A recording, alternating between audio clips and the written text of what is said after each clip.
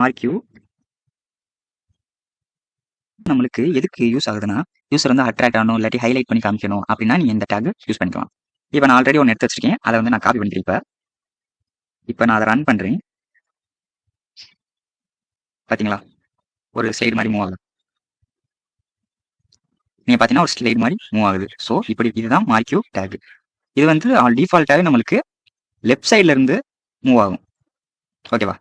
So உங்களுக்கு right side வேணும்னா இங்க டைரக்ஷன் போட்டு டைரக்ஷன்ங்கிற அல்ட்ரிபியூட் இதுக்குள்ள உங்களுக்கு ரைட் வேணும்னா ரைட்னு போட்டுக்கோங்க.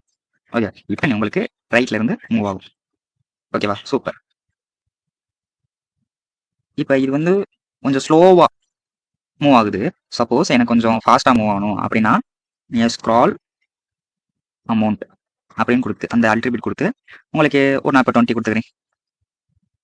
20 கொடுத்துட்டு முன்னாடி பண்ணதோட இப்போ கொஞ்சம் ஃபாஸ்டா மூவ் ஆகுது.